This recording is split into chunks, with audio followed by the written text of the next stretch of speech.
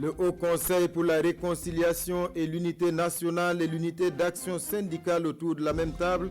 C'était cet après-midi à la Bourse du Travail, une rencontre à huis clos et à l'issue, une satisfaction affichée de part et d'autre, images et réactions en début de journal.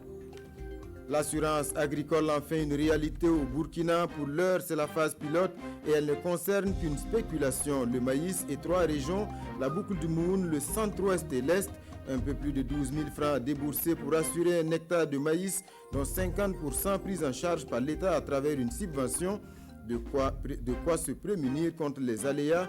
Explication à suivre. La solidarité internationale qui se manifeste à l'endroit du Liban. Plusieurs pays ont envoyé du matériel et des équipes de secouristes pour parer au plus urgent. Le pays est déjà durement éprouvé par le Covid-19 et la crise économique, encore sous le choc et désormais sous la menace d'une crise alimentaire.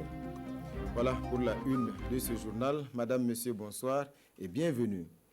4 Burkinabés blessés dans les explosions survenues dans le port de Beyrouth. Les locaux du consulat endommagés. La question a été évoquée aujourd'hui en Conseil des ministres. Le dernier avant les vacances gouvernementales. L'exécutif qui a adopté plusieurs décrets dont celui portant sur l'Observatoire des faits religieux pour lui permettre de prendre en compte la religion traditionnelle. Rasmane Zoundi, Sébastien Zango. Face aux hommes et femmes de médias, le ministre de la Communication annonce au titre du ministère en charge de l'économie l'adoption d'une ordonnance portant autorisation de ratification d'un accord de prêt entre le Burkina Faso et le fonds de l'OPEP pour le développement international d'un montant de 23 millions de dollars pour la réalisation et l'équipement d'infrastructures universitaires. La construction et l'équipement d'une unité de formation et de recherche en sciences et techniques, UFR, et une cité universitaire au centre universitaire de Dori et une cité universitaire à l'université de Fadam Gourma. Pour ce qui est des cités, dans chacune des villes, Fada et Dori, il s'agira donc de 2 bâtiments R+3 devant permettre de contenir 1000 lits, un restaurant de 800 places, un foyer, une infirmerie, entre autres. Le ministre porte-parole du gouvernement annonce également au titre du ministère en charge de l'industrie et de l'artisanat l'adoption d'un rapport portant transformation de l'autorité de mise en valeur de la vallée du Sourou en société d'économie mixte. Une société minière avec une participation majoritaire de l'État, 51%, une part des actions réservées au groupement de producteurs et d'agriculteurs de la vallée du Sourou, une part réservée au secteur privé et une part réservée à l'actionnariat populaire. Pour le compte du ministère des Mines et des Carrières, il s'agit de l'adoption d'un décret portant dispositif de prévention et de réparation de violations des droits humains des communautés affectées dans le cadre des activités minières. Cette adoption vise entre autres à permettre une cohabitation pacifique entre les populations et les investisseurs miniers. Au titre du ministère de la Culture, du Tourisme et des Arts, le ministre porte-parole du gouvernement annonce l'adoption d'un décret portant organisation du ministère en question qui met en place un secrétariat permanent pour prendre en charge l'Institut des peuples noirs. Au titre du ministère en charge de l'administration territoriale, le ministre de la Communication annonce la prise d'un décret portant création, composition et fonctionnement de l'Observatoire national des faits religieux, ONAFA, créé dans le cadre de la promotion du dialogue interreligieux et du respect de la différence. C'est d'abord prendre en compte la composante religion traditionnelle qui n'avait pas été prise en compte au départ, mais également mettre en place des points focaux régionaux qui doivent rendre plus efficaces et visibles les actions de l'ONAFA au plan national et de disposer d'informations en temps réel au niveau local sur tout fait religieux. Concernant l'explosion survenue le 4 août dernier dans la capitale libanaise, le ministre Rémi Danginou donne un bilan provisoire de 4 Burkinabés blessés et les locaux du consulat honoraire du Burkina Faso endommagés. En cette douloureuse circonstance, le Conseil des ministres présente ses condoléances et exprime sa compassion au peuple libanais ainsi qu'aux ressortissants libanais vivant au Burkina Faso. Il exprime sa solidarité avec nos compatriotes vivant au Liban, en particulier avec les blessés auxquels il souhaite un prompt rétablissement. Le ministre de la Communication annonce la suspension de la tenue des conseils des ministres pour raison de congé. La reprise est envisagée pour le 9 septembre 2020. Le Haut Conseil pour la réconciliation et l'unité nationale à la Bourse du Travail, séance d'échange et de concertation cet après-midi avec l'unité d'action syndicale. L'objectif, c'est de recueillir des propositions afin de peaufiner la stratégie pour une réconciliation véritable. Daouda Ouattara et Draman Dadian. Le Haut Conseil pour la réconciliation et l'unité nationale frappe à la porte de l'unité d'action syndicale. Léandre Bassolé du H-Croun est à l'écoute de l'UAS en vue d'une véritable réconciliation entre le syndicat et le gouvernement. Comment aller à la réconciliation nationale de manière à ce qu'elle concerne évidemment tous les Burkinabés. Parce que si elle est nationale, elle ne doit laisser personne indifférent, elle ne doit laisser personne de côté. Et sur ce plan-là, nous avons encore partagé avec eux cette vision qui est fondée sur le triptyque vérité, justice et réconciliation. Passer ce trépied, vient la phase de la réparation. Là aussi, nous avons expliqué et ils nous ont fait des suggestions. Une démarche bien accueillie par Paul Cabré et ses camarades de l'UAS, pour qui le H-Croun doit réussir sa mission, celle de réconcilier les Burkinabés. Il faut que tout le monde mette la patte pour pouvoir en tout cas réussir à cette réconciliation. Et l'unité d'action syndicale, je vous répète, nous accompagnerons en tout cas le H-Croun pour sa mission. Même s'il y a eu une fin de leur mandat, l'UAS va demander pour que le H-Croun continue, pour que nous puissions en tout cas finir ce que nous voulons comme réconciliation au Burkina Faso. Cette tournée d'échange sur fond des plaidoyers pour que règne la paix, la réconciliation et l'unité nationale au Faso intervient à quelques mois de la fin du mandat du H-Croun. Permettre à chaque enfant scolarisé de bénéficier au moins d'un repas équilibré par jour, un engagement pris par le président du Faso en janvier 2020. Objectif, améliorer les cantines scolaires au profit des élèves. Une initiative désormais en phase d'opérationnalisation. Le cadre technique de concertation créé à cet effet s'est réuni ce matin pour définir la feuille de route. Daouda Ouattara et Fousséni Kindo. Définir la stratégie la mieux indiquée pour rendre opérationnelle l'initiative présidentielle pour la nutrition. Cette rencontre de ce jeudi réunit donc les acteurs concernés. Et pour ces acteurs, il faut identifier et travailler à lever les principales contraintes qui limitent l'atteinte des objectifs. Mais l'amélioration de la gouvernance des cantines scolaires est un impératif. Le bureau de suivi a pour mission non seulement de suivre comment les choses se mettent en place, mais surtout d'identifier quels sont les problèmes qui se posent, quelles sont les solutions, recommander leur mise en œuvre et accompagner les acteurs dans la mise en œuvre. La rencontre de ce matin va donc s'atteler à une mission précise, celle de travailler à une synergie d'action de toutes les composantes. De façon spécifique, elle permettra à toutes et à tous, ici présents, de s'approprier la stratégie d'opérationnalisation de l'initiative présidentielle, de proposer au comité de coordination et d'orientation une feuille de route pour l'opérationnalisation de l'initiative présidentielle. Le comité ainsi commis à la tâche de réflexion sera mieux outillé sur le terrain pour coordonner les actions afin d'éviter des déperditions de ressources qu'on a parfois connues et qui font que des cantines ne marchent pas bien ou de rendre effectif leur engagement. La nutrition, une question chère également au Lalé Naba Tigré, lui avait pris l'engagement de soutenir les personnes vulnérables des 13 arrondissements de la capitale. L'opération a pris fin hier. Bilan, 3 repas par semaine offerts à plus de 3300 personnes et cela pendant 3 mois. Ali Doubadini et Marguerite Douagneau. La résidence du Lalé Naba Tigré à Ouagadougou qui refuse du monde ce jour 5 août, l'ambiance est festive. C'est certes jour d'indépendance, mais la mobilisation de cet après-midi, c'est pour un devoir de redevabilité. En effet, l'opération de distribution de kits alimentaires aux personnes vulnérables de la ville de Ouagadougou, lancée il y a 3 mois, prend fin. Et pour l'initiateur de cette action humanitaire, c'est une coïncidence divine. Je pense que c'est Dieu aussi qui fait tout, qui bonifie, qui bénit toute action en son temps. Et 5 août, c'est la date de l'indépendance de Burkina Faso.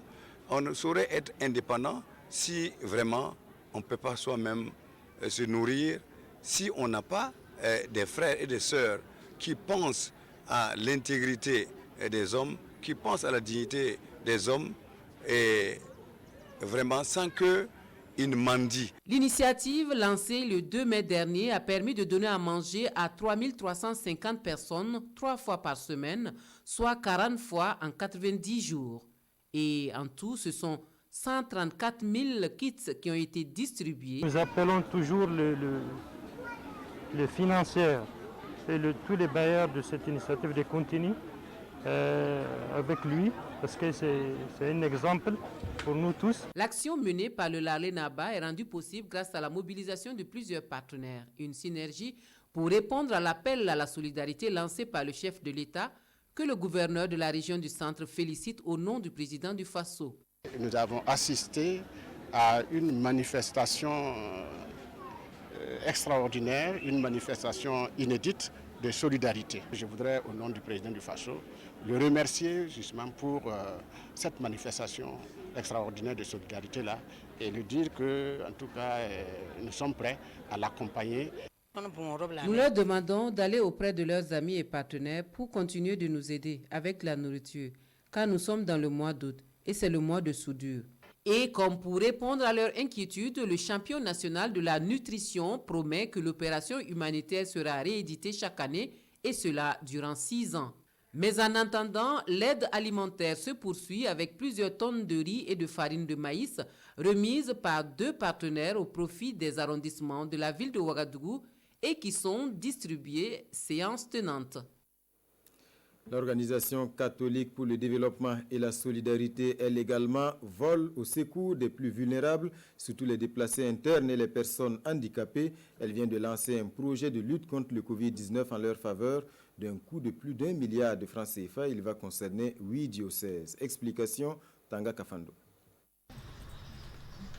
Ces personnes malvoyantes reçoivent des téléphones portables munis d'une puce contenant des messages de sensibilisation sur le Covid-19 des mains de l'archevêque métropolitain de l'archidiocèse de Kupela.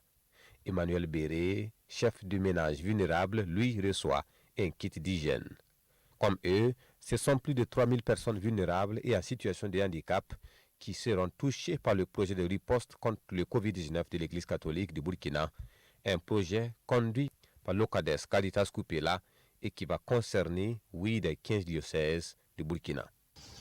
L'Église famille de Dieu au Burkina Faso a mobilisé la somme de plus d'1 milliard de francs CFA afin de lancer une campagne de riposte au coronavirus et de venir en aide à des populations qui vivent dans des situations précaires dues à la dite maladie et à l'insécurité que traverse notre pays. Nous avons pu identifier 3200 ménages qui seront bénéficiaires de ces projets-là et nous allons aussi renforcer les capacités des structures sanitaires diocésaines et aussi 250 personnes en situation de handicap qui vont bénéficier de ce projet. Le projet de riposte contre le Covid-19 de l'Église catholique du Burkina bénéficie du soutien de Caritas Suisse et de Catwell et le lancement a été une occasion de rappeler les gestes barrières et d'éviter le relâchement qui pourrait favoriser le rebond de la maladie. Le groupe d'action de lobbying et de plaidoyer veut faire des journalistes ses alliés dans la lutte contre le mariage des enfants. Et pour ce faire, il a réuni une 50aine d'hommes de médias pour un renforcement de capacités sur les causes, les conséquences et surtout sur l'arsenal juridique pour barrer la route au phénomène. Une rencontre qui devrait aboutir à la mise en place d'un réseau de journalistes. Roger Kam et Caroline Ouare. Les causes, les conséquences, l'ampleur et le cadre juridique du mariage d'enfants au Burkina Faso, c'est les articulations de la formation à laquelle prennent part ces hommes et femmes de médias. Le phénomène sévit au Burkina avec un taux de prévalence de 52%, classant le pays 5e au rang mondial. Ce rang, qui est peu honorable pour notre pays, interpelle nos consciences et appelle de la part de chaque Burkinabé, et particulièrement des hommes et des femmes de médias, un engagement et une détermination à contribuer à l'atteinte de la tolérance zéro de cette pratique. Cette session fait suite à celle de Zignaré tenue en octobre 2019. C'est l'initiative du groupe d'action de lobbying et de plaidoyer au sigle GALO, un groupe fortement soutenu par l'épouse du président du Faso. Le groupe compte sur la force de dissémination de l'information des journalistes et communicateurs du Burkina. Au-delà de la sensibilisation permanente qui est adressée aux populations, aux femmes notamment, il fallait également impliquer les acteurs, les hommes et femmes de médias pour aider à relayer l'information et la bonne information. Parce que vous, dans vos formations diplômantes professionnelles, vous avez une technique spéciale à faire passer en tout cas des messages assez spéciaux pour interpeller la conscience nationale. La session est prévue pour durer 2 jours. À la fin des travaux, un réseau de femmes et hommes de médias contre le mariage d'enfants devrait être mis en place pour aider à contrer le phénomène.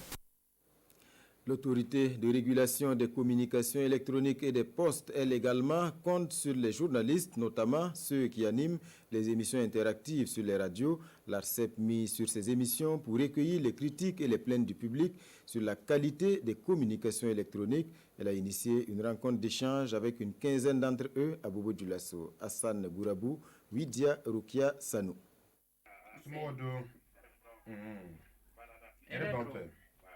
Barodeni, une émission interactive de Radio Bobo bien connue du public bobolais, et des émissions du genre qui ont pour dénominateur commun l'interaction au téléphone entre les animateurs et les auditeurs. On en dénombre pas mal dans les différentes radios. Ces émissions sont un tremplin d'appréciation des communications électroniques. Fort de ce constat, l'autorité de régulation des communications électroniques et des postes, ARCEP, entend faire d'elles des sources de données complètes et fiables. L'ARCEP échange ici donc avec les animateurs d'émissions interactives en vue de leur permettre de mieux recueillir les préoccupations des auditeurs. Lorsqu'on nous dit que j'ai des problèmes de réseau dans ma localité, si on ne dit pas c'est quel opérateur, quelle localité, à quelle heure ça s'est produit, il est un peu difficile de prendre en charge. Donc voilà la raison en fait pour essayer d'aider les animateurs à essayer de recueillir le maximum d'informations qui du reste, lorsque nous prenons ces plaintes, nous sommes à mesure de nous adresser à l'opérateur en question. Les plaintes des auditeurs portent principalement sur la qualité des services et leur facturation, 2 points inscrits au programme de cet atelier. Les actions menées par l'ARCEP pour lever ces préoccupations sont également au menu. Naturellement, la parole va être donnée aux opérateurs pour interagir aussi avec les animateurs. Il leur est demandé de faire un focus sur les différents moyens qu'ils ont mis en place pour les consommateurs, pour se renseigner, pour avoir de l'information et naturellement aussi quelles sont les informations qui peuvent les intéresser dans la prise en charge d'une requête formulée par un auditeur. Les travaux vont durer 48 heures. À terme, ils permettront aux acteurs des communications électroniques d'apporter des solutions rapides aux requêtes des consommateurs. L'assurance agricole, enfin une réalité au Burkina. Pour l'heure, je vous le disais, c'est la phase pilote et elle ne concerne qu'une spéculation, le maïs et 3 régions, la boucle du Moun, le centre-ouest et l'est. Un peu plus de 12 000 francs CFA à débourser pour assurer un hectare de maïs, dont 50% pris en charge par l'État à travers une subvention. Séance d'explication et de sensibilisation ce matin à Koudougou. Paul David Bambara et Ernest Kambiré pour le compte-rendu. Ils sont désormais à l'abri des poches de sécheresse. Les producteurs de maïs des régions agricoles de la boucle du Moun, du centre-ouest et de l'est. Premiers bénéficiaires de cette phase pilote du mécanisme assurance agricole voulu pour sécuriser le capital de production agro-silvopastorale et renforcer la résilience des acteurs, ils s'informent ici à Koudougou sur le contenu du produit assurance agricole sur le maïs. Il s'agit pour le ministère en charge de l'agriculture d'expliquer à ses acteurs le processus de souscription et d'indemnisation en cas de sinistre. Par hectare, le producteur paye une prime. Et quand on va rentrer dans les communications, la prime elle est 12 000. Et le gouvernement a subventionné autour de 50%. Donc le producteur paye 6 000. Et quand donc l'événement se produit, par hectare, il est indemnisé au maximum à 130 000 francs l'hectare. C'est un mécanisme pilote. En agriculture, il n'y a pas que la sécheresse qui est un événement qui influe donc négativement sur les rendements. Mais pour cette année, on va commencer avec la sécheresse et avec le maïs. Et 2021, on va intégrer le sorgho et le riz pluvial.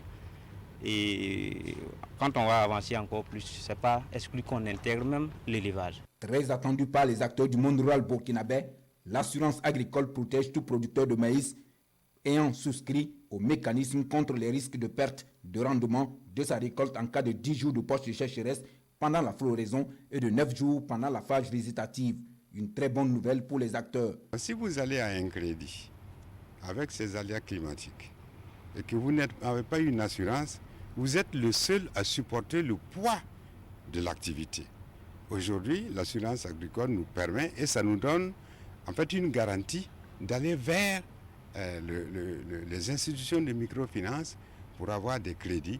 Et pour cette phase pilote de 2020, un dispositif multi-acteurs est mis en place pour collecter les données et autres informations nécessaires à l'opérationnalisation du mécanisme d'assurance agricole qui se veut une première au Burkina. À présent, ce constat pour le moins difficile à Bobo-Dioulasso, l'état des ouvrages d'évacuation des eaux de pluie, des canons insuffisants et sous-dimensionnés, et là où ils existent, ils sont bien souvent obstrués par des ordures, la faute à certains citoyens qui les ont transformés en dépotoirs, augmentant les risques d'inondation en cas de pluie. Hassan Gourabou, Kadouro Menki. Les déchets ménagers et plastiques, c'est ce qui bouche les caniveaux.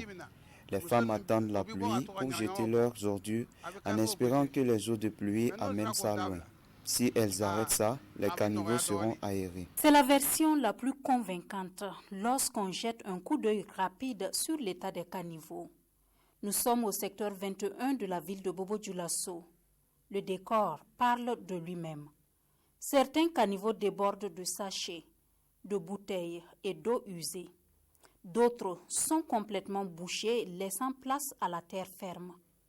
Là où vous êtes présentement même, vous êtes sur un grand caniveau, dont la profondeur atteint peut-être plus de 2 mètres et la largeur aussi dépasse 2 mètres. Mais c'est carrément bouché. Vous-même, vous pouvez constater, présentement, on ne sent même pas qu'il y a un caniveau ici. C'est carrément bouché de sable, sinon ce n'est pas les ordures. Autre lieu, même constat. Là, nous sommes au secteur 5 sur l'une des grandes artères de la ville. Ganamé Victorien est réparateur de portables installés aux abords de la voie. Pour lui, c'est la qualité de l'ouvrage qui fait défaut. Il y a des gens qui jettent des ordures et qu'on sort dedans et puis bon, ça c'est bouché, quoi. Mais ce qui est ici, c'est fossile même qui n'est pas bien fait. Mais comme c'était des anciens plans, maintenant les plans nouveaux qui viennent maintenant là, parce qu'ils parlent qu'après ils vont faire les goudrons et qu'on sort. Dès qu'ils vont faire le goudron là maintenant, ils n'ont qu'à grouiller au niveau du foncier là, que ça soit bien troué, bien large et bien profond, et puis mettre des dalles là-dessus pour que les gens ne puissent pas jeter les ordures dedans, et que peut-être si l'eau coule aussi, pour qu'ils ne prennent pas la terre et le sable et qu'on sort, et puis mettre dedans pour boucher quoi. Voilà. Sinon, si c'est bien construit là en tout cas, il n'y a même pas de dégâts. Qu'à cela ne tienne, les responsabilités sont partagées. Et en attendant de trouver une solution, Dame Silla redoute chaque pluie. Même si elle use de stratégies pour échapper à la furie des eaux de pluie, la situation demeure inquiétante pour elle, comme pour bien d'autres personnes. Ils sont devenus un maillon du système sanitaire, les agents de santé à base communautaire. Ils sont 17 000 installés au plus près des populations dans les villages et hameaux de culture. Le défi désormais, c'est la coordination et le suivi de leurs actions, d'où la mise en place d'une task force composée de représentants de 10 ministères, d'organisations de la société civile et des partenaires, Issa Kafando et Draman Guéné. C'est une rencontre qui doit accoucher d'une force opérationnelle, la task force en santé communautaire. C'est un organe de coordination des interventions de 17 000 agents de santé à base communautaire. L'organe sera composé non seulement des acteurs du ministère de la Santé, des partenaires techniques et financiers, mais également de la société civile, des autorités municipales ainsi que des organisations non gouvernementales. C'est des techniciens qui vont se retrouver régulièrement pour orienter les décisions et donner une certaine participation et une certaine inclusivité à l'action. Une fois opérationnalisée, la Task Force sera un organe permanent pour assurer la couverture sanitaire universelle au Burkina. Dans cet élan, le ministère de la Santé a le soutien de 8 partenaires techniques et financiers. Tout ce qui est aspect technique, nous accompagnons le ministère. Tout ce qui est aspect financier que nous pouvons supporter selon les priorités de chaque partenaire, on le fait. Donc notre intérêt, c'est vraiment de pouvoir accompagner le ministère de la Santé dans tout ce qu'il fait comme action, comme intervention. À cette rencontre, il sera adopté une feuille de route pour l'implémentation de la Task Force en santé communautaire. Outil technique et consultatif, la Task Force devra se réunir chaque année pour une bonne mise en œuvre de la stratégie nationale de santé communautaire. Et en cette période de paludisme et de forte manne en sang, le contingent 2019 de l'armée se mobilise pour une grande opération. Objectif, 2000 poches de sang au profit du centre régional de transfusion de Bobo-Dioulasso. Drissa Traoré et Karim Sissé. Les recrues du contingent de 2019 à l'infirmerie de la 2e région militaire, non pas pour recevoir des soins, mais plutôt pour donner de leur sang afin de sauver des vies. Pour cette opération, ce sont 2000 poches de sang qui sont attendues. Nous avons aujourd'hui l'occasion d'avoir des recrues qui se préparent pour leur sortie dans 48 heures. Et ça coïncide avec un moment très difficile dans nos hôpitaux où il y a beaucoup d'anémie, de manque de sang. Et comme vous le savez, c'est la saison des pluies. Ça coïncide avec le pic du paludisme. Et l'occasion aidant, nous pourrons avec ces jeunes recrues avoir au moins 2000 poches de sang. Et je pense que ça va soulager nos centres de santé pour sauver des vies. Au dire du responsable de la promotion de dons de sang de la ville de Sia, l'armée n'est pas à son premier geste du genre. Un geste qui va permettre de combler un vide non seulement au centre régional de transfusion sanguine de Bobo-Dioulasso, mais aussi dans les structures sanitaires. Pour la période dite difficile pour nous, la saison des pluies, d'habitude nous avons de sérieuses difficultés pour trouver le sang pour les formations sanitaires. Mais j'avoue qu'avec ces 2000 poches, c'est sûr que le mois d'août s'annonce paisible pour ces hôpitaux et pour le centre de transfusion sanguine. À l'occasion, c'est le chef d'état-major de l'armée de terre lui-même qui a donné le ton. Un ton suivi au pas par les recrues du contingent de 2019. La solidarité internationale qui se manifeste à l'endroit du Liban, plusieurs pays ont envoyé du matériel et des équipes de secouristes pour parer au plus urgent. Le pays, déjà éprouvé durement par le Covid-19 et la crise économique, encore sous le choc et désormais sous la menace d'une crise alimentaire. Les images de Beyrouth dévastées. Elles tournent en boucle sur les télévisions et les réseaux sociaux depuis la catastrophe, comme s'il fallait les regarder encore et encore pour être sûr que cette tragédie est bien arrivée. Les autorités libanaises poursuivent leurs investigations pour comprendre ce qui s'est passé. La France a elle aussi ouvert une enquête pour blessures involontaires après qu'au moins 21 de ses ressortissants ont été identifiés parmi les blessés. Un architecte français est décédé dans la catastrophe.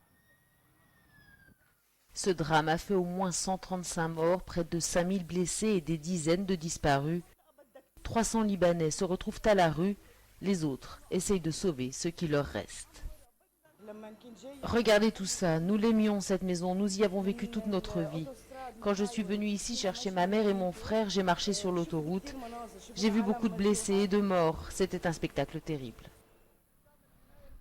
De nombreux volontaires ont afflué dans les rues de Beyrouth pour nettoyer, dégager les débris. Certains ont poussé jusqu'aux zones les plus dévastées. Ils sont choqués, tristes, en colère, résignés. Il y a vraiment de quoi pleurer en voyant ça. Le pays est en difficulté. Chaque fois que le Liban fait un pas en avant, il recule ensuite de 10. Que Dieu nous aide, nous et le Liban. Le président français Emmanuel Macron est attendu ce jeudi à Beyrouth. Plusieurs pays, dont la France, ont déjà dépêché des équipes de secouristes et du matériel pour faire face à l'urgence. La sécurité alimentaire pourrait être en jeu. Le port est détruit. Il gérait 60% des importations du pays. Immédiatement après l'explosion, les hôpitaux déjà aux prises avec la pandémie de Covid-19 ont été submergés. Très abîmés par l'explosion, certains établissements ont dû fermer et transférer leurs patients dans d'autres cliniques déjà complètement saturées.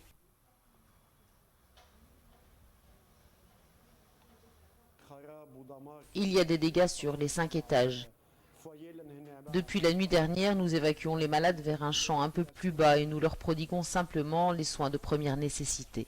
2750 tonnes de nitrate d'ammonium stockées sans mesure de précaution dans le port de Beyrouth seraient à l'origine de la double explosion. Négligence, accident, soupçon de corruption. Pour l'heure, aucune piste n'est écartée. Voilà, mesdames et messieurs, ainsi prend fin ce journal. Merci pour votre attention. Demain à 20h, c'est Marguerite Douagneau qui vous retrouve. Restez fidèles au programme de la télévision du Burkina.